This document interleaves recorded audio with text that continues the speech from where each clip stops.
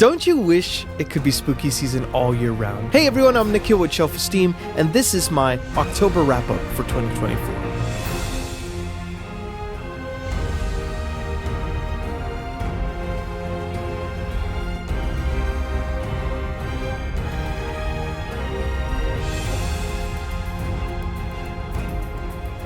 Hey everyone, welcome back to the channel. I'm Nikhil with Shelf-Esteem. I'm a composer, now also a booktuber. You can find my music in The Wheel of Time Season 2, His Dark Materials Season 3, and the newly released psychological horror film, Dead Whisper.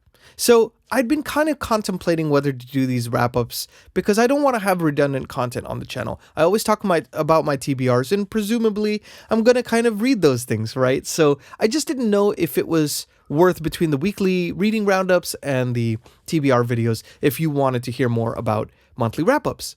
Well, I've spoken to some of you and you've all unanimously said that you want to see some more of these, so I'm going to start doing this every month again, and that's starting with the October wrap-up. So this month was actually really nice because I read a lot of horror, but I read predominantly Stephen King books. He's my favorite author of all time. I always say that on this channel, and I have a whole shelf dedicated to the man back there. So, I read a lot of his books and I want to read his whole collection, but it was in my interest to kind of read more horror authors, more variety of horror works. And I'm so glad I did because I got a chance to read 6 books this month. No small feat for me because personally, I don't read that fast, I know some people on, booktubers who read like 10, 15 books like a month. I honestly don't understand how they do it. But, I read usually between 3 and 4. So 6 was kind of a big number for me. And I had a blast with like pretty much every single one of them. So I'm going to kind of talk about them one by one. If you like this kind of video, please like and subscribe. It always helps out the channel. I know I say that every video, but it really does help more than you know. I have some Amazon affiliate links for all the books that are mentioned in this video. And I always leave them in the description so you could check them out and purchase them if you so choose. No obligation, of course, no pressure. And we have a brand new Discord channel, and I'm talking a little bit about the 2025 read-along. We're kind of gearing up towards that. So if you want to join and be a part of a wonderful community that supports each other's reading adventures, please feel free to join us. We would love to have you. Don't be shy. Come by and say hi. So without further ado, let's kind of dive into these books. I started off the month with an exploration into David Sodergren. Now, I don't know anything about this author, so The Horror was the first book I read from him, and man, I'm going to be reading more David Sodergren because, it's interesting because it is a supernatural horror. There's body horror in it. There's kind of an atmosphere to it. This lady kind of lives in this like small coastal town where she's in her 70s or 80s. I forget now exactly how old she is, but she's, getting up there in age, and she's kind of seeing her friends and her loved ones pass away. And she, the book really captures that feeling of loneliness and isolation. And there's a billionaire developer that wants to kind of, buy out the properties, buy people off, and kind of get them to exit the land so he can build stuff on the land. And there's a few, including this main character, who are kind of the last holdouts who are trying not to sell their way of life. And then a mysterious fog rolls onto the bank one day and shit starts to get crazy. So it's one of those types of books. I gotta say, I feel like you immediately empathize with the main character and the feeling of loss and of, wanting to belong in a world that feels like it's moved on. That was a very compelling part of this book. And then, of course, the supernatural elements were fantastic as well. So I will be reading more David Sodergren. If you haven't checked it out, highly recommend this one. I would say I'd probably give this one 4.5 stars. I think the only reason I'll take a half a star off for this is because the villains, the antagonists in this book were a little bit, I felt like they were hammed up a little bit. I would have kind of liked to see a little bit more complexity. Yeah, I always love complexity in my villains, so I think they were very, kind of more one-dimensional in this book, but I don't think it really detracted from it. I didn't feel like it took me out of the story or anything like that. It's just a little nitpick on my part. So that was the first book I read. The second book I read was actually a novella by T. Kingfisher. Haven't read any T. Kingfisher, but I've heard of Nettle and Bone was one of the books that, is always bandied about as one to read. So I saw this one called What Moves the Dead, and I was very taken by it because it's kind of got this like Fall of House of Usher take on a story where This lady goes to visit the, kind of last remnants of the Usher family, and they're kind of suddenly look like they've aged and weakened, and it feels mysterious. There's like a mysterious fungus growing around the land and stuff like that. And it just feels like, again, more body and atmospheric horror kind of stuff. Really great. I thought this was fantastic. I was riveted from the first page. I think the ending for me was a little bit abrupt, and I think it felt like, oh, this would open up to a wider story. And I heard after I read this book that there is a sequel. So I'm interested to check that out and kind of see more of the story. But this one is fantastic, and it's a quick read. So if you haven't checked it out, fantastic one. 4.5 stars for me, and I think you'd really enjoy it. So the third book I read this one was absolutely gangbusters phenomenal. So I had read Nick Cutter, and I'd read The Troop, and I'd listened on audio. So I don't think, I'm just not an audiobook person just in general. So I always have trouble with concentrating on audio. And so even if I enjoy a book, I don't get as much out of it as reading the tactile book or reading it on Kindle and stuff like that. So I really enjoyed The Troop, but man, I got a chance to read a paperback copy of Nick Cutter's The Deep, and it blew my mind. It absolutely blew me away. I mean, this book kind of takes place underwater, but really it kind of takes place at the bottom of the ocean, the darkest, deepest parts of the ocean, places where humanity has never explored and maybe were never meant to explore. Interesting thing about this book is it's got two fears attached for the price of one. If you were down there, the amount of isolation you'd feel as you're trying to do experiments down there and things like that. Your mind would start to play tricks on you after a while, right? You're cut off from civilization entirely. I mean, you have, kind of a communication to the outside world, but that's about it. You're like in a place that people have never gone. So you feel kind of lonely. And then the second fear is like, we don't know what's down there. What else could be down there? So I just thought this book was phenomenal. It had an almost like 1980s horror aesthetic to it in some ways. The body horror was horrifying.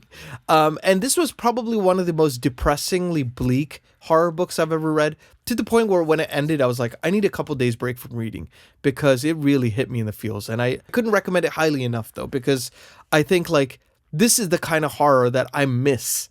I think some of the modern horror books are more plot driven, and so they kind of take away some of the character development in the process. And I felt like these three books, The Horror, What Moves the Dead, and The Deep, really encapsulate that. And The Deep most of all, I think. And you kind of get to know these characters' backstories, their family dynamics, and things like that. So there's a family drama element as well at the end of the day. So love this book. Highly recommend. 5 out of 5. No question at all. This was perfection for me. I really wish there was a sequel, even though I don't know if my heart could handle it, honestly. So that was the third book I read. The fourth book was kind of a weaker entry for me, unfortunately. Now, this one is called My Heart is a Chainsaw by Stephen Graham Jones. So again, first time reading this author. And I think like for me, the premise sounded amazing, because it's almost like the movie Scream, where it's like somebody's killing, slasher in a particular place, and somebody else is using their knowledge of serial killers to kind of solve the mystery and save themselves and the people they love in the process. And I think like the family dynamic arc of this was fantastic.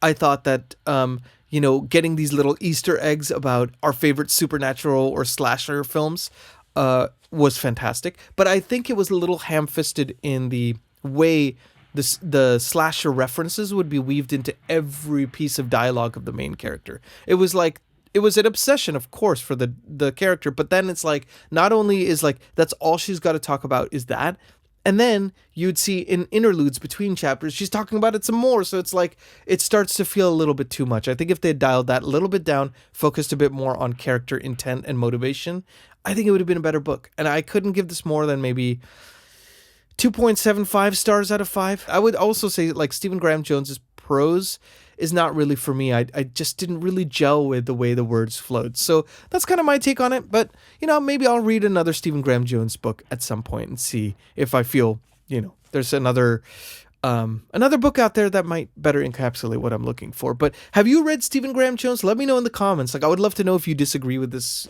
kind of assessment of this book, or if you have read this or any of his works. So The fifth book was a return to form for me. Now, this one was interesting. Christopher Buehlman. I've heard of The Black Tongue Thief, I think is a fantasy novel, or maybe it's part of a series or something. And I had also heard of Between Two Fires. Now, this is medieval horror. It's kind of like, I love those stories where there's two sets of horror, you know. One is the Black Plague. It takes place during that time. So there's the horror associated with that. And the way Christopher Buehlman depicts this stuff is phenomenal. Then the second story is there's kind of a quest element to it. There's a little bit of fantasy. And then there's also kind of like this dark fantasy that like you might see in like a Clive Barker story or like even a graphic novel, you know, if that makes sense. There's kind of this gothic, medieval, grimy, almost fantastical horror, like fever dream sequence in it. And I loved both of them. I thought they were both great. I will say, if I had to choose between the two, though, I think I loved the medieval aspect of the horror more than the supernatural horror. But I thought it was great all the way through. I think the ending became very fever dreamy. And that's taste and preference. Like, I thought it was good, but I could see why people might feel like it was a little bit too much towards the end. So I would give this one probably 4.5. So really good bangers this month, really. So I highly recommend you check this out. I'm definitely going to check out more Christopher Buehlman. I think his prose was phenomenal. I felt like I was like really gelling with the characters. I felt the dynamics between this young girl and the main character. Oh, man, their friendship, their relationship was so amazing in this book. I really loved it. So highly recommend you check it out. Linked down below, of course. And then the final book, couldn't leave this month without a Stephen King entry, of course. And I decided to go way back to his first published novel from 1974, I want to say, which was Carrie. Now, I've watched the movie dozens of times, literally.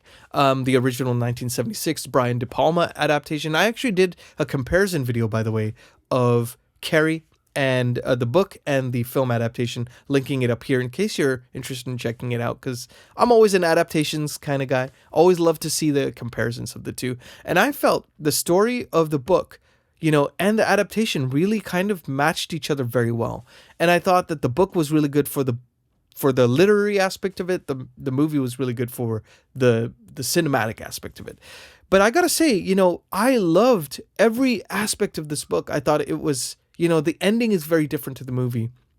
So I felt the way it was portrayed in the book was a bit more of a slower burn sense of dread than the movie. And I think it worked really well for what Stephen King was trying to convey. And again, two horrors for the price of one. You know, Carrie and her mother's relationship and kind of religious zealots and kind of how religious extremism can be horrifying, you know, in this family dynamic that they experience. Then, of course, there's the bullying experience with Carrie. And then, of course, there's the telekinesis, supernatural horror aspects of this book. So really fantastic stuff.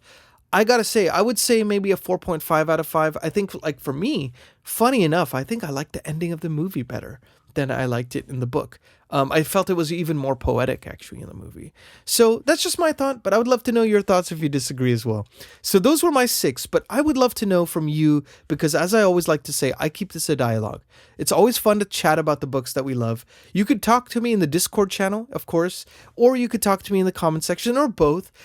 We always get to have more natural back and forth in the Discord, of course, but I'm always happy to and enjoy answering all your comments and asking you questions too. Like, I always want to make it a back and forth, and you know, it's fun to chat about books we love. Like, that's the best part about communities like this, is like, you know, oftentimes I speak to a lot of people who join Booktube or who join the Booktube community because they don't have a ton of friends around them that like to read as much as they do. I know very few people, if any, you know, in my direct circle that are as obsessed or nearly as obsessed about reading as I am. So it's great to chat with you all. So please don't be shy. Leave it in the comments. Say hi and join our supportive community. I'm Nikhil with Shelf-Esteem. Please like and subscribe. Be good to yourselves. Be good to each other. I will see you, as always, on the next video with a weekly reading roundup on Monday. Take care.